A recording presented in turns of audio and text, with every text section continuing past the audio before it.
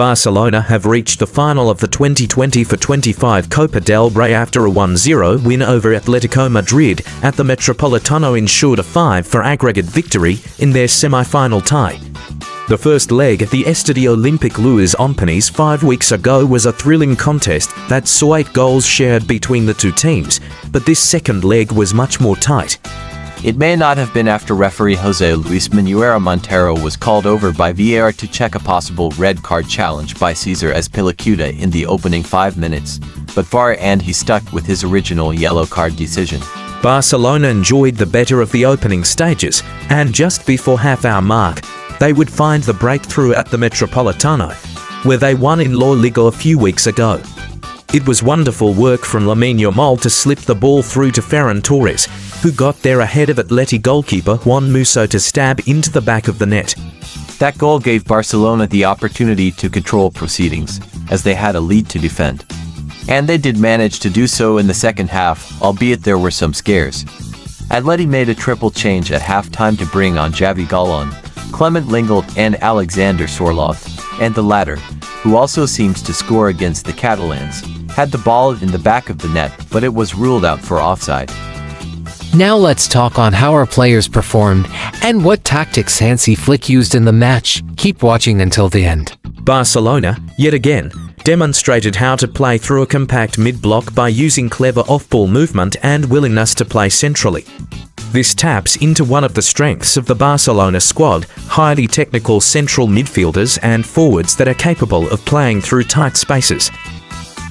Barca started the game with fluid movement from Lamine Yamal, and Pedri was in charge of controlling the game. He made a brilliant through ball to Lamine Yamal in the first minute of the game. Frankie and Pedri are on another level at the moment. Since Balde pushes up on the left, Koun sneaks into the backline but is allowed to support Yamal, Rafinha can drift infield. And the midfield three can occupy different positions inside and outside the block. Barcelona's nominal 4-3-3 can change into a variety of formations. Meanwhile, Atletico Madrid want to defend in their 5-3 or 5-3 to shape that block central access. You can see that they've got a nice structure in the beginning as well. Barcelona shifts the ball from the left to right as they try to find a gap.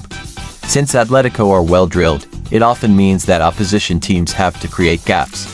Koun attempts a forward run after passing it to Yamal. Although it doesn't create a gap in Atletico's backline, what it does is that it drags the players from Atletico's midfield line and pins them back.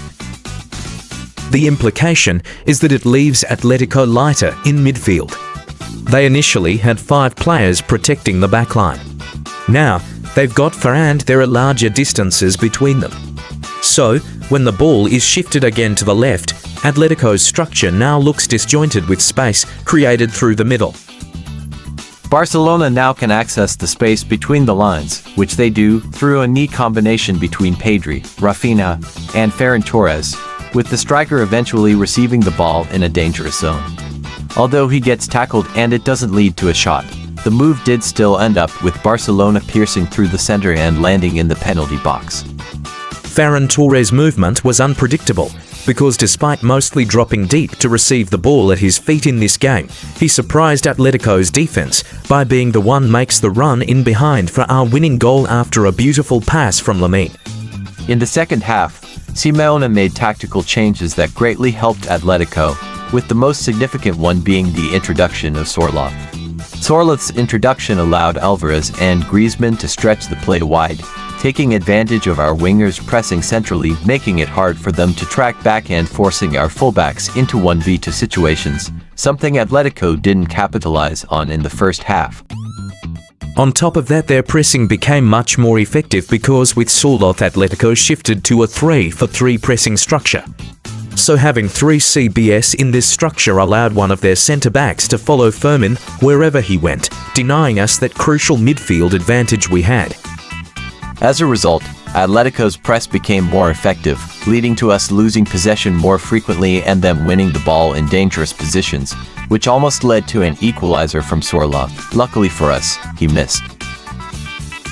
Sorloth's physical presence in the box made them more dangerous, so Flick had to respond quickly by making 2 changes, first one being Araujo, who is more physical than Kubasi. making him better to deal with a target like Sorloth. We missed a few golden chances, which was frustrating, because it was more due to selfish decision-making from Rafinha and Yamal, rather than something excusable like poor finishing. After these chances, the team decided to prioritize control, focusing on keeping the ball as much as possible to protect our lead.